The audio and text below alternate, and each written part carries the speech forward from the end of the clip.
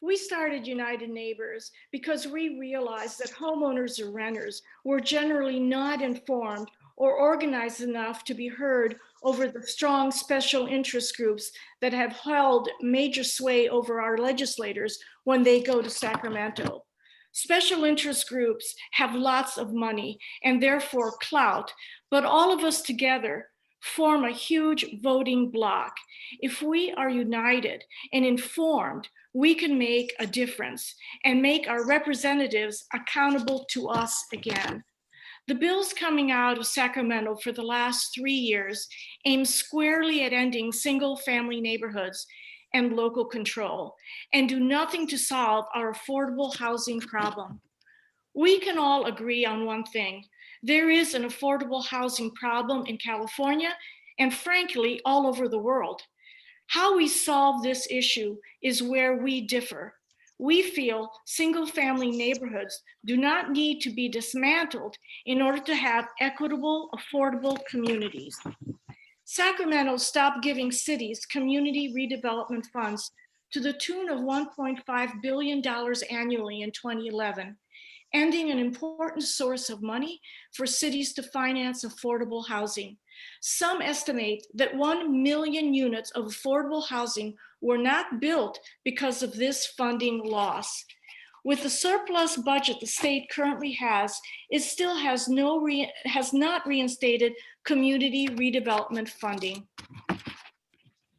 California has a very diverse single-family neighborhoods. Lot sizes vary greatly, but SB 9 and 10 apply their conditions on each and every lot in the same manner.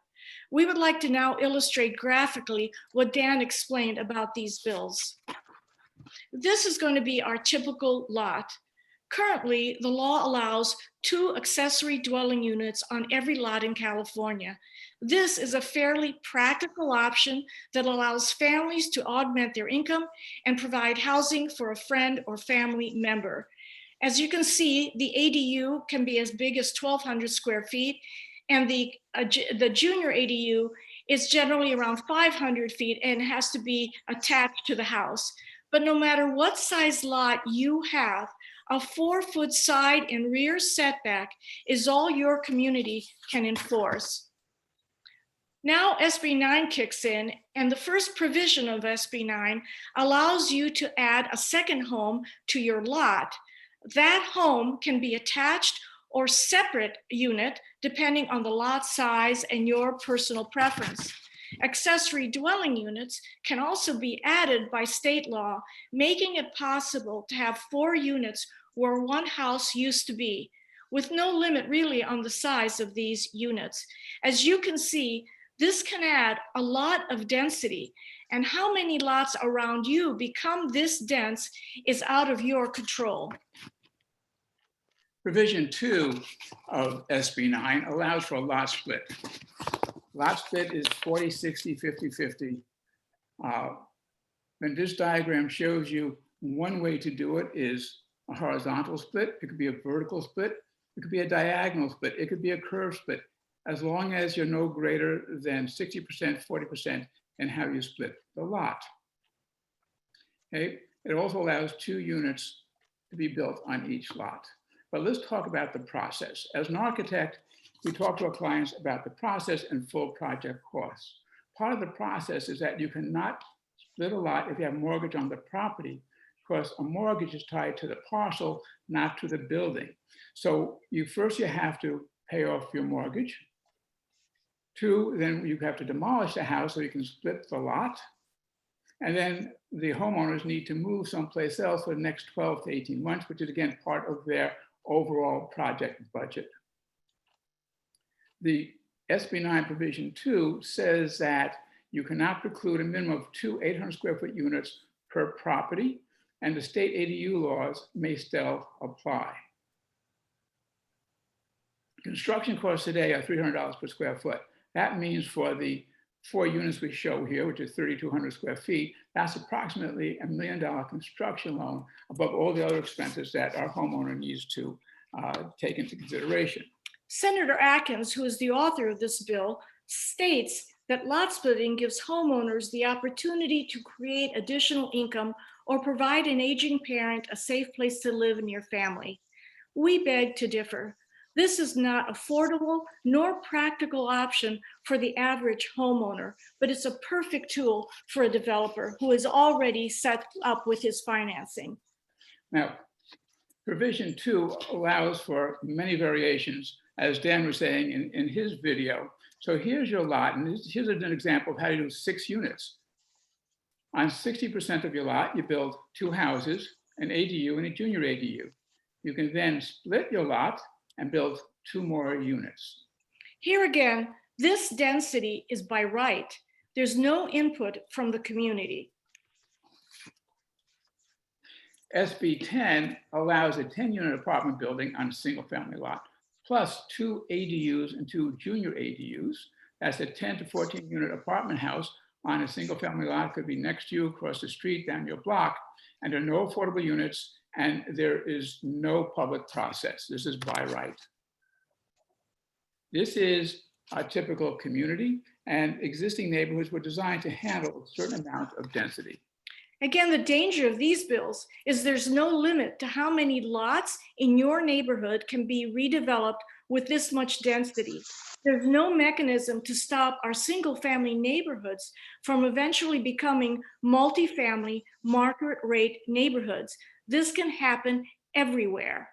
There's also the claim that the same developer cannot build right next door to a lot he has already split, but it's a deceptive claim because another developer can. And we just want to go over quickly the environmental and infrastructure concerns we should all have about these bills. On the left is our existing neighborhoods. The water and sewer and gas lines were planned for this size community. Now these bills allow 6 to 10 times more density than anticipated, and by developers, but developers, I'm sorry, are not asked to upgrade our infrastructure.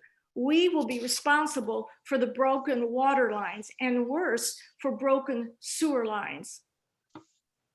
And back to the environmental concern, as you can see on our left, we have yards and trees.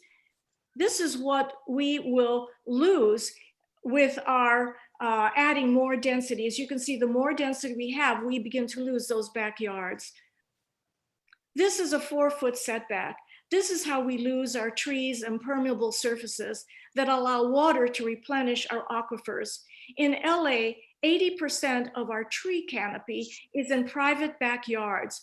A UCLA study cited construction as the #1 reason for loss of tree canopy. Once we lose trees to more development, we lose them forever. The heat island effect, where concrete and asphalt absorb heat and make cities hotter, is real, but we continue to ignore the warnings of climate scientists. This is one small community that decided to go from single-family zoning to multifamily zoning. You can see the impact here, exactly as Maria said. With our 4-foot setbacks, you have only 1 house left with yard with trees and permeable surfaces. Everything else is hardscape. When you go and think about rezoning the entire state of California, we're facing an environmental disaster with absolutely no environmental review. As our cities become hotter and drier, more cities face fire risks. We are in a drought. Businesses and communities are being impacted, but our legislators continue to ignore these realities and add uncontrolled density in our communities. 2 of the worst outcomes of these bills is displacement and gentrification. Developers will find less expensive land in working class neighborhoods that are often adjacent to expensive, fast-growing communities. What gets built here is not affordable to the people who live here. And the example above are 3 little bungalows that were built in this little working class neighborhood, and they have been demolished. And what replaced them are the condos below that start at $1.2 million in this working class neighborhood. In quick review, SB 9 and 10 offers no affordable housing. It reduces setbacks to 4 feet, minimal parking, 1 car per unit, none if you're within a half mile of transit. There's no infrastructure improvement required and no environmental review. So we will upzone the entire state of California with no review. And there is no public comment or notification. But there are good solutions. One obvious place to start are our underbuilt commercial corridors. The image above shows you a typical corridor. These are throughout California, and right up against them are our overly dense single-family neighborhoods. So whether it's El Cajon Boulevard in San Diego, or it's Freeport Boulevard in Sacramento, why would we upset our single-family neighborhoods when there is so much low-density commercial right adjacent to them? So here you're seeing El Camino Real in Silicon Valley. This is how it exists today. If you built it out by current zoning, on El Camino Real alone, you could get 250,000 dwelling units. Here is another commercial site. This is a 9.5 acre site that is basically empty. And if we were to look at how you can repurpose this site, look at this concept. At the edge of a single family zone, we can put in starter homes.